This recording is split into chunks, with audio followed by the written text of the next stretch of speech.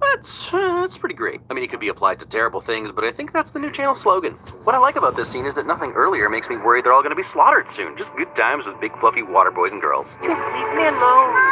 What? Kitty is such a teen. I didn't really notice it until the second time through, but she has a lot of opinions and they are all ugh. The tattoos are marking steal the Cain and the Tulkun, just seeing that Renal has tattoos around her pregnant belly and now her spirit sister does as well. It also makes it very clear who the hunters are going after later. And initially I had questions about the tattoos, but then I remembered not only can the Tulkun effectively communicate with the Na'vi, but we find out they are more intelligent than humans. So they totally chose to get tattoos, which feels immensely badass for some reason. Also, Julia requested an addendum movie to show us how they get tattooed, like actually show us them getting tattooed. Just a whole movie. What? Cuteness overload? Glad nothing could happen to ruin this. Oh man, I'm bad at predicting things lately. They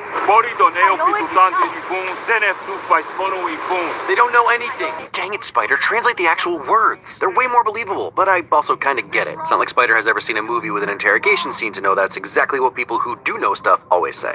And this is the second time that the Na'vi, specifically the Midcaina, have clearly had no concept of what was about to happen and then were shocked to learn about a new form of violence. But the villagers will not tell them where you are. By my order. Just a glimpse into how the Na'vi treat each other and further defines what Uturu really is. When they show up, we can easily assume it's like asking for political asylum or sanctuary, but clearly it goes beyond that. Also, I just really like the shot where Tonawari walks past the door without saying anything to let them know he's there to talk. Hey, nope, you shouldn't go in there. Don't care if he's a friend. Friends don't need to go in friends' mouths.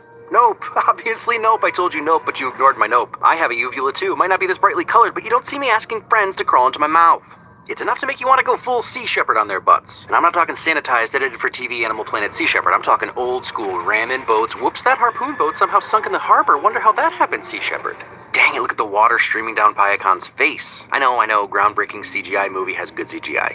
I see you.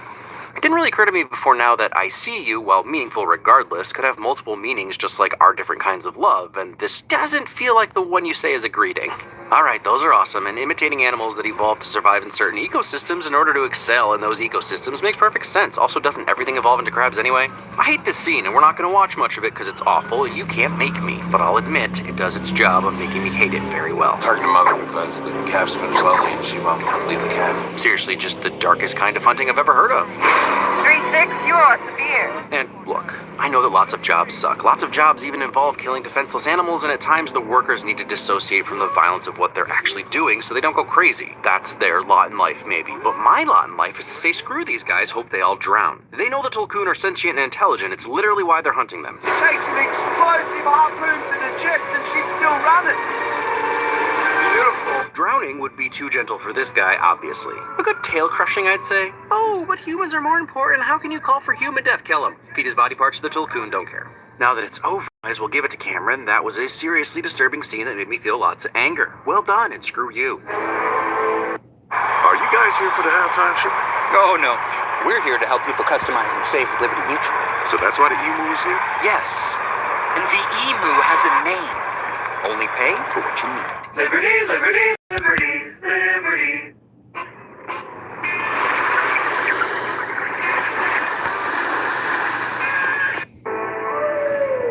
Hey, there's that James Horner theme back again. This stuff just happens to stop human aging. What an immensely boring but 100% on-point reason for them to be slaughtering these emotional, intelligent beings. Why I drink? Cute, but also maybe draw a line somewhere? I can come up with a million reasons why Jermaine would find himself in this situation, just like real life. But at some point, you have to know what's wrong. And I appreciate that our villains, Scoresby aside, have a little complexity to them. Other than Michelle Rodriguez legit switching sides, we didn't get much of that in the first movie.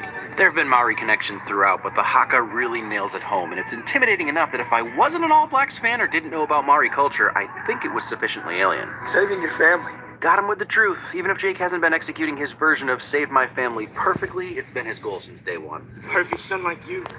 Like a perfect little soldier. It's hard living in the shadow of older brothers. Luckily for me, I've surpassed my older brothers in every way you can imagine. And Duke, love to see all the kids working together, especially for Payakan. Teamwork. Forgot to mention earlier that Devil Dog is an amazing call sign because you get to chuckle to yourself every time anyone says it because none of them have ever had drinks. Like a little inside joke with yourself. Marines are called Devil Dog? Nah, point still stands. You should stay back. All right. Yeah, something tells me you're not changing her mind, baby bump or not. It's interesting that Natiti never bonds with one of the sea creatures but keeps her Ikron. If I had to guess, the loss of Seize probably made her reluctant to both abandon her new Ikron or make any new bonds. Tactically, it works well for her, but her seeming reluctance to truly embrace the Metcaina way comes back to bite her later. She's flying, Jack! Again, scary scene, but these crab mechs are so dope.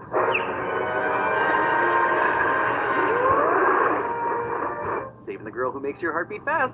I'd like to think it would happen before this for me, but come on. At this point, they've got to be wondering, are we the baddies? They're children. All right, they just murdered a sentient baby less than 24 hours ago. Carry on. Oh, good. Spider's here. Everyone is saved. Oh, come on. We're being too rough on him. You think Spider's doing okay, right, Loak? Yeah, great guys. Everybody. Yeah. They got snap bracelet handcuffs. Count me into this future. Wouldn't even mind getting arrested. They must die. Here. Today. I like how this guy thinks. Tonowati is also a scary dude, for the record. I didn't mention the giant ribs the Metcaina have when talking about the differences, but it makes sense for holding in more air underwater, but it also makes Tonowati an absolute unit. It's possible that Payakan is stirring up the sand to cover his approach and retreat, but I like to think he's also just psyching himself up for the attack. I mean, there's also that realization that he's gonna have to break his promise to be non-violent again. Ah, see? I told you those were no good. Even some teamwork to help prove it. Everything gets just insanely chaotic here. Payakan is wrecking fools, throwing stuff everywhere. He turned out to be the best ally. Oh, yes. You're the one with the harpoon, but this Tulkun has seen what it does, and like Jermaine said, he's smarter than you. You just got rope-a-doped, son. Oh, snap. I guess Jake still has a lot of stuff to learn. I did not know they were that skilled. And even if I can revel in the Navi victories, it's not like they're unmatched. I just don't get tired of the arrow through the gunship cockpit shots. You know that arrow is moving. And sign this lady up for Maverick's Top Gun class. Evasive maneuvers like a pro. Not gonna pretend like that doesn't look awesome, and I think it makes sense. Julia wondered why Jake kept his gun, and like I said in the first movie, we agreed that getting to Natiti's level with a bow takes a lifetime, and he's just never going to enter a battle that far behind in skill level. So while I'm sure he's training behind the scenes, even 15 years later, he's always gonna grab the rifle when it matters. Yeah, kitty, that's what you get. All right, kitty. No, you know what? If Awa is good with it, who am I to judge? I gotta give Spider credit for thinking to smash the controls. Smart kid with some ingenuity.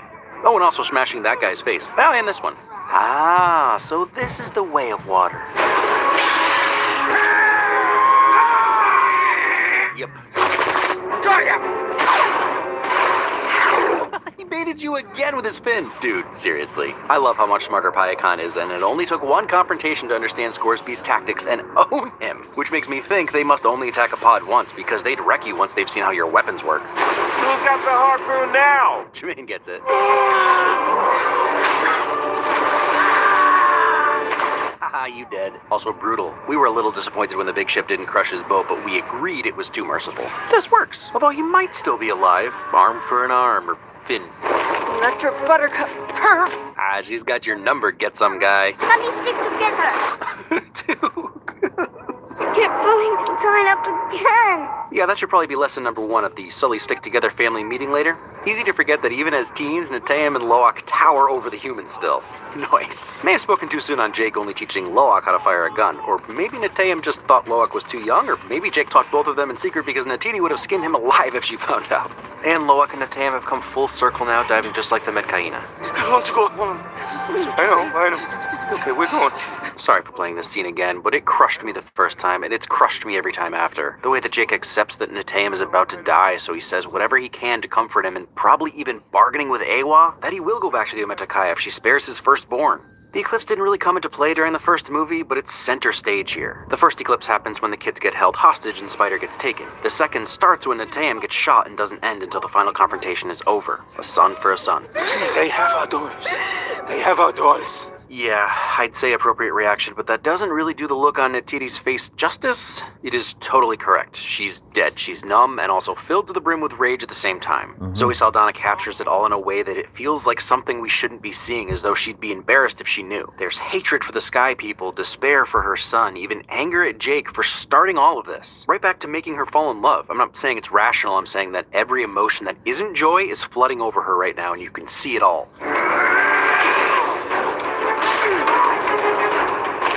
Jake Wick in the house? Sorry, Neytiri in the house? She just shot the recom through the other coon's chest. Time for your favorite segment, Lee requests movies that will never be made. Tonight's selection is Neytiri and Ma Jake going on a rampage murdering all the humans on Pandora. Called... Na Vendetta? Still workshopping the title. Kinda understanding why Neytiri wasn't fully satisfied with the domestic life away from warrioring after watching this. Dude, this is so brutal. It's Mom! Even Neytiri's kids know her fletching. What is up, everybody? We are here at Medieval Times, and we are so excited to tell you about our new show. We've got new stunts. We're performing new action. You're going to see incredible horses. You're going to see showmanship.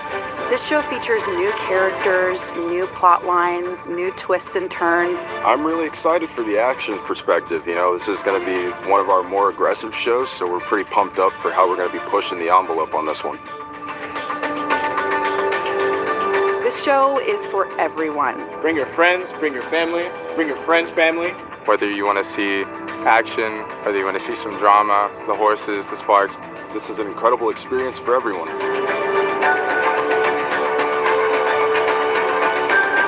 hope you guys come and see us here at Medieval Times. We know that you'll enjoy this new show. Buy a ticket. You're not going to want to miss this. I guarantee it. Can't wait for you to be here.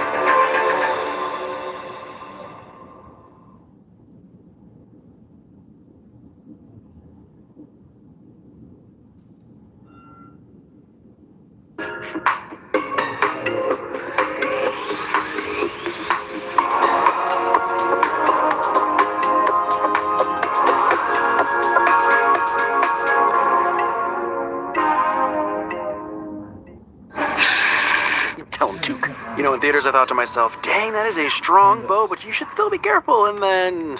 It's the perfect encapsulation of what she's going through right now. That bow is one of the most important things to her, and she can control her rage, even to protect it. Yeah, moms do be like that sometimes. I don't blame him. I doubt she wants him dead just 'cause, but she's clearly seeing pale yellow, and you just don't have the blues. Let her go. Don't hurt her. Mom, don't kill him. And this standoff is phenomenal and so atypical. Everyone is concerned for different things, and the two people under knife points are more worried about the other than themselves. Brutal. I think it's just the water reflecting off her eyes making them glow green, but dang, do they add to her crazed look. I owe you a death. Even for a murderous butthole, that is a badass line. Badass bad guy. I'm coming for you. When I do, I'll kill your whole family. Let's get it done. I mean, that's also a badass line. Love how the score drops out. Badass good guy. Yep, that's what we do. It's a weird feeling. Reason goes out the window and you just dive into a sea of white spikes. It says a lot about how fast Quaritch adapted to his Na'vi body that he can keep up with Jake, who has been in his for over 15 years. Either way, knife fights on sinking ships are always a win. See what I mean about that smile? Something about it being his second life has gone to his brain. You can hear Jake's arm cinching the choke tighter. And I don't have my theories worked out completely yet, obviously. Something big is coming with Kitty. I'm not saying for sure that she's specifically stronger during the eclipse, but it definitely helps that it's dark when she sends in her breadcrumb rescue lights. Dad, just please, get to him. So that it's not. More oof. The way of water has no beginning and no end. Jake is trying, but still messing up with Loak. But imagine the conflicted feelings of pride and guilt hearing the son you believe to be a screw-up speak and embrace the words of the culture you either didn't have time for or didn't make time for. Words that will save your life because he did what you asked and truly joined the Metkaina. Loak isn't my son, and I just want to hug him and pat him on the back, tell him I'm proud. Mom, I'm going to give this to you. And it truly is the kids who saved the day. Jake and Neytiri were cooked without them. It's impressive that Karen got us to care about these new characters so much. Hey, you can always count on my big fluffy boy. I see you. You really can't put into words what it means to be seen by your dad, nor what it means to finally see your son for who he is. Even without our exact cultural understanding of what it means to the Na'vi, this again crushes me. Son, come with me. I had a feeling the Quar Dog was going to make it, but Spider being the one who saves him is going to create a dynamic going forward I hadn't considered. We can all feel the feelings between Kitty and Spider, and even though lines are drawn and sides are picked by the end, it's not going to be so clear for everyone else. Of all the things I truly love about Na'vi culture, placing their dead in the fetal position just makes sense to me. You start that way, why not end that way, in the embrace of the earth or sea? Also, please don't bury me at sea, there are whales there. Father protects. It's what gives him meaning. He's repeating the mantra he used to justify leaving the Omaticaya and head for the sea, but this time he's failed, and I think a part of that is because of what Natiri said to him in the beginning. This is not a squad. It is a family. Jake is still very much clinging to his past as a human, as a soldier, and it's for good reason. They're still in danger. But I think that he's realizing it also creates conflict with his Na'vi life. The idea that his family is bigger than just his blood, that sometimes just choosing to be ready to fight means you've already lost. He trained his boys out of necessity, but as a corporal, he can't protect them the way a father wishes he could. Knowing what Natam died for has to fill him with pride and despair in equal parts. We are sea people now. Are you, though? Gonna need some rib expansion surgery and a tail transplant, methinks. But hey, now Jake can have more inside jokes with himself about what kind of a man he is. A man of the sea. Sea Na'vi. Nailed it. I'm happy to see you too.